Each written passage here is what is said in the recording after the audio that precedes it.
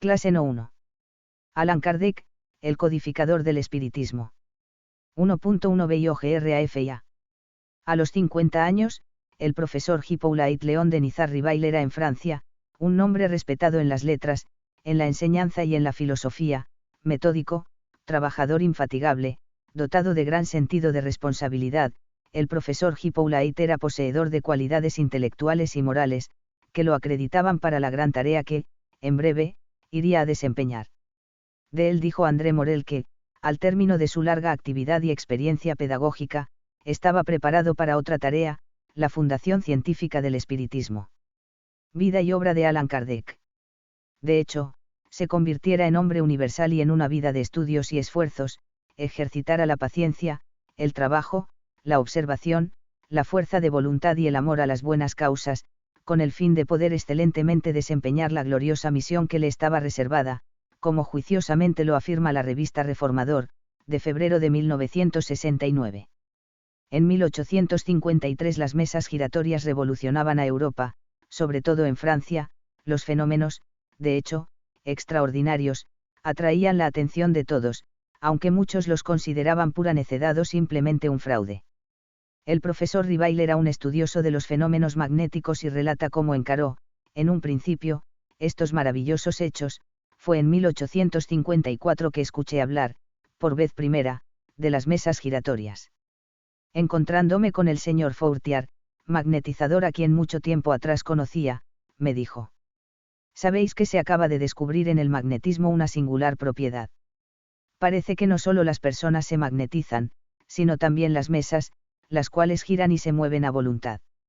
Y, sobre el particular, respondí: «Eso no me parece rigurosamente imposible.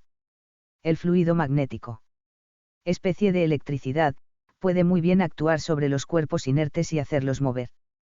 Por lo visto, el profesor Rivail admitía los fenómenos, que juzgaba posible por fuerza del magnetismo. Tiempo después, se encontró de nuevo con Fourtier, que le dijo, entusiasmado: «Es extraordinario. Las mesas no solo se mueven y andan, también hablan». «Eso es otro asunto», respondí. «Solo creeré viendo y probando que la mesa tiene cerebro para pensar, nervios para sentir y que puede volverse sonámbula. Hasta ahí, permítame que considere eso una historia fabulosa».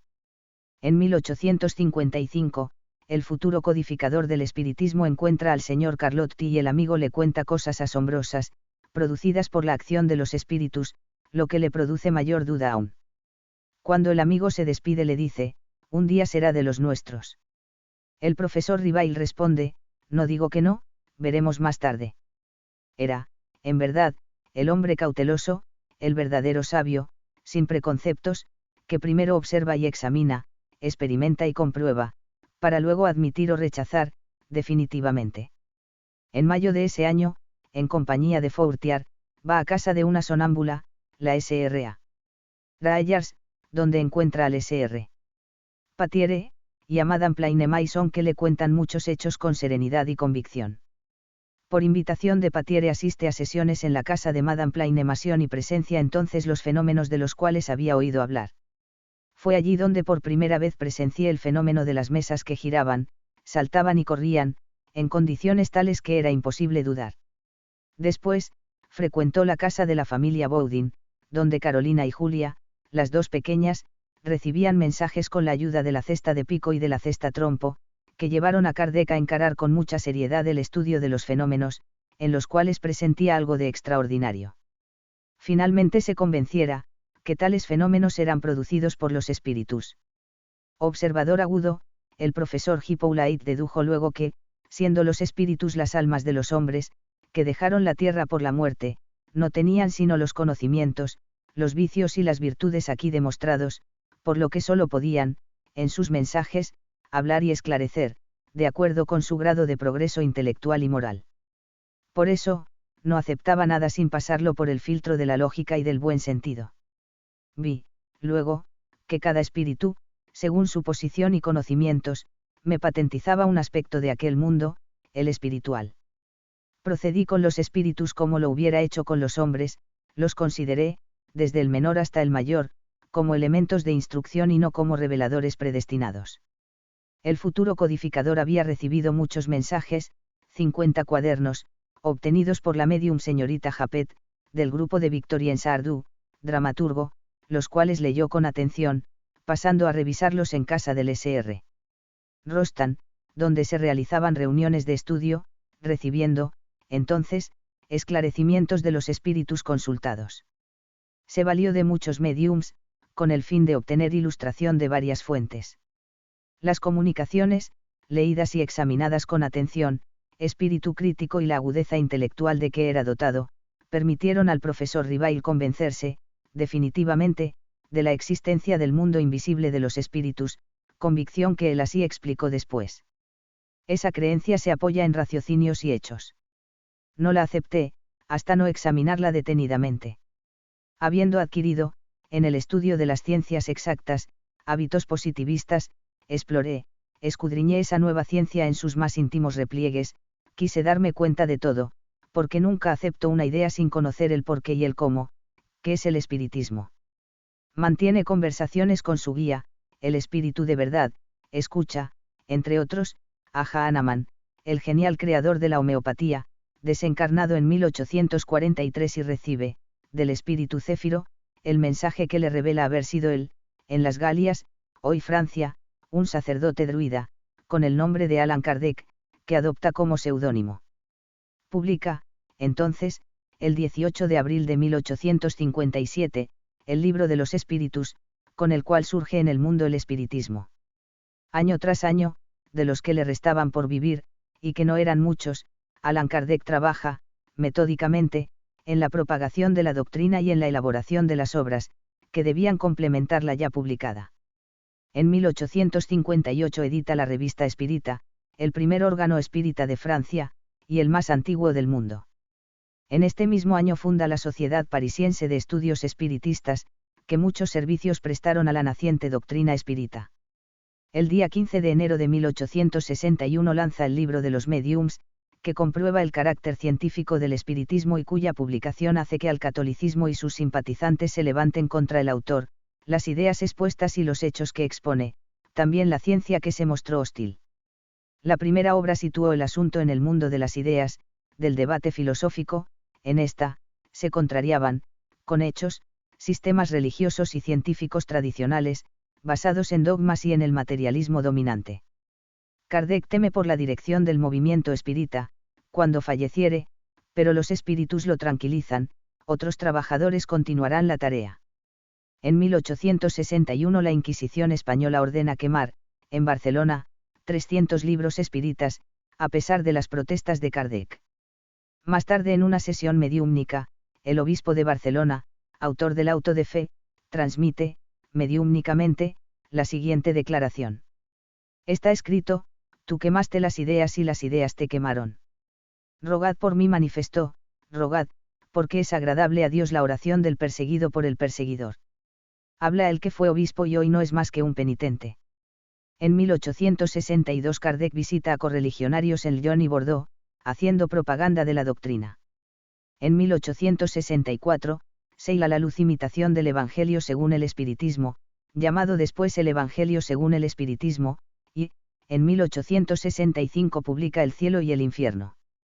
La doctrina se impone, como verdadera fuente de bendiciones espirituales. En 1868 es publicado la Génesis, con la cual completa la codificación de la doctrina espírita, y el nombre de Allan Kardec pasa a figurar en el nuevo Diccionario Universal, de la Chatre, como filósofo. Se debe a Allan Kardec la codificación, esto es, la reunión de sus principios básicos y de sus normas generales en libros, códigos, de acuerdo con las respuestas y explicaciones dadas por los espíritus a las numerosas preguntas que les fueron formuladas. Sus padres fueron el juez de derecho Jean-Baptiste Antoine Rivail y Jean Duchamel, cuyo hijo Hippolyte, el futuro Allan Kardec, nació en Lyon, en la calle Sala 76, a las 19 horas del día 3 de octubre de 1804, se casó el 6 de febrero de 1832, con la profesora Amalie Gabrielle Baudet, de cuya unión no hubo hijos y que sobrevivió al marido, que desencarnó el 31 de marzo de 1869, sin haber completado los 65 años.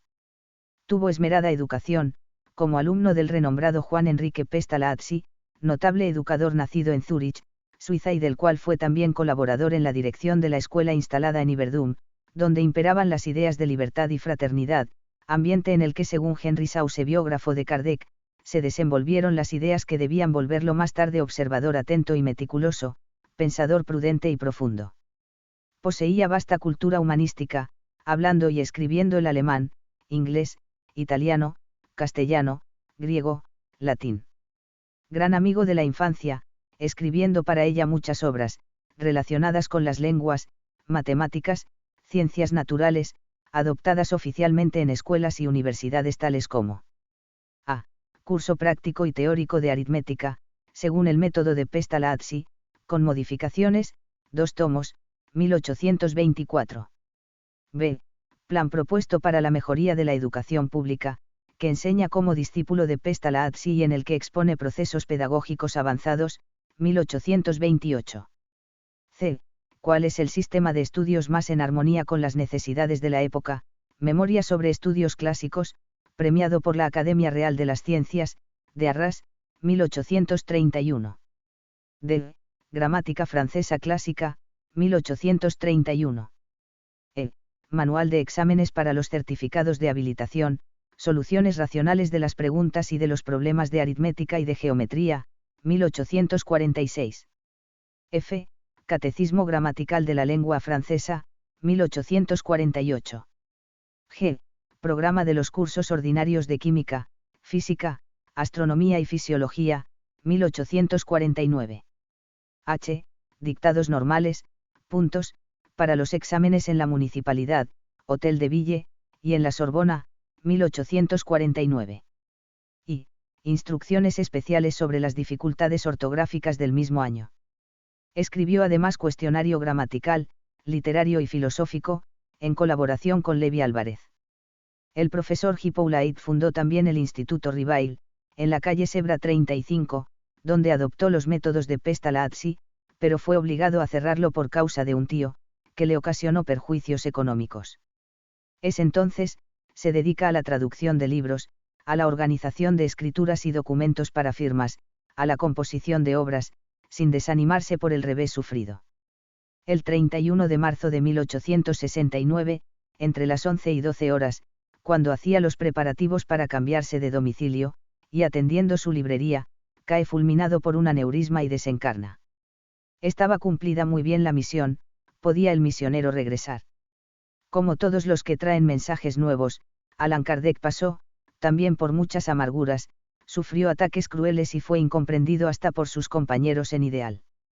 Sobre el particular había sido avisado por los guías espirituales. Hoy, analizado con imparcialidad y juzgado sin pasión, su figura se agiganta y aparece con todas las nobles cualidades de la que era portador: valentía, sentido de responsabilidad, humildad, capacidad de trabajo y organización, inmensos recursos de conocimientos, buen sentido y serenidad. La misión, que desempeñó en la tierra, con tanta devoción, hace parte de esas que constituyen las magnas epopeyas humanas, las cuales, sin duda, definen grandes eras de la humanidad. Kardec inauguró la más importante de ellas, la era del espíritu. Otras obras del codificador. 1. Revista Espírita-1.857. 2. ¿Qué es el espiritismo-1.858? 3. El espiritismo en su más simple expresión, 1862. 4. Viaje espírita en 1862. 5. Libro de oraciones escogidas. 6. Obras póstumas -1.890. 7. Instrucción práctica sobre las manifestaciones espíritas, 1858. El trabajo será siempre el prodigio de la vida, creando progreso y consuelo, alegría y renovación del libro Coraje Chico Xavier, Emmanuel.